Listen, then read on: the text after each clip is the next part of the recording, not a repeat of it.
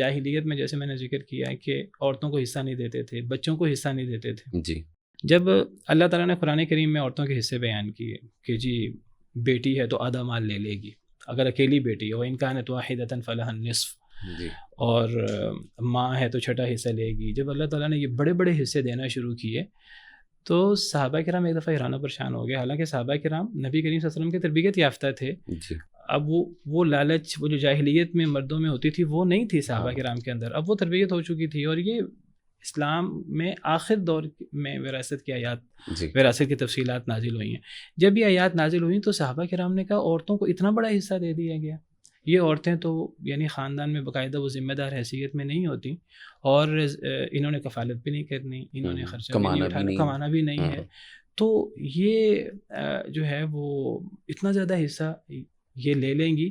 انہوں نے کہا کچھ دیر انتظار کرو، اسلام ابھی نازل ہو رہا ہے، دین کے احکامات نازل ہو رہے ہیں، کیا پتہ اللہ تعالیٰ نے ایک دفعہ حصہ دیا، اللہ تعالیٰ کچھ نسخ کر دیں، کچھ حصے میں کمی کر دیں. باقاعدہ تفسیر تبری میں سیدنا ابن عباس دیگر صحابہ کرام بیان کرتے ہیں کہ صحابہ کرام نے کہا ایک دفعہ کہ انتظار کرو، ممکن ہے کہ اللہ تعالیٰ ان احکامات کو چینج کر منسوخ ہو جائے، لیکن وہ احکامات برقرار رہے.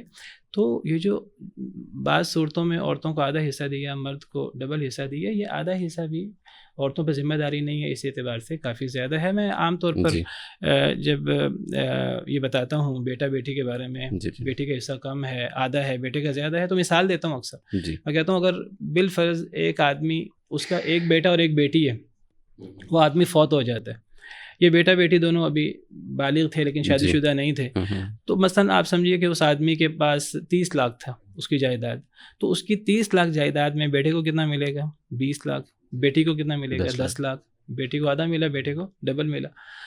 اب 20 لاکھ بیٹے کا ہوا اور 10 لاکھ بیٹی کا ہوا. اب آگے بیٹے نے بھی شادی کرنی ہے، بیٹی نے بھی شادی کرنی ہے. جب تک شادی نہیں ہوتی بیٹی کی تو بیٹا اس کا ذمہ دار ہے، بیٹے کا مال خرچ نہیں ہوگا، بیٹا اس کا خرچ اٹھائے گا اپنے 20 لاکھ میں سے. جب تک شادی نہیں ہوتی. شادی کرے گا تو بیٹا خامد اٹھائے گا، نہیں، شادی کے اخراجات بیٹا کرے گا، جتنے لاکھ خرچ ہو جائیں. بیٹے کے مال محفوظ ہے، وہ اپنا مال انویسٹ کر دے، کہیں وہ مال اس کا بڑھتا رہے. بیٹی کے مال میں سے اس کی شادی پر خرچ نہیں ہوگا. شادی کے بعد شوہر اس کی ذمہ داری اٹھائے گا، شوہر اسے حق مہر بھی دے گا بیوی کو. وہ بیوی کا تو 10 لاکھ وہ بڑھ بڑھ کر وہ 15 لاکھ، وہ 20 لاکھ ہو جائے گا. اور وہ جو بیٹے کا وہ جو 20 لاکھ تھا وہ بیٹا شادی کرتا ہے تو اس کی بیوی آتی ہے تو اس کو وہاں دینا ہے، اس کو وہاں دینا ہے. تو آپ ذرا اس کو کیلکولیٹ کریں تو آپ کو سمجھ آئے گی کہ بیٹی تو ہر صورت میں فائدے میں ہے. بالکل صحیح. اور یہ میں نے بتایا یہ بعض صورتیں ہیں جن میں عورتوں کا حصہ کم ہے، کئی صورتیں ہیں ان میں عورتوں کا حصہ پروفٹ میں ہے، اور یہ جان بوجھ کے ایک ہوا بنایا گیا ہے کہ جی بھائی آپ کا حصہ ایسے.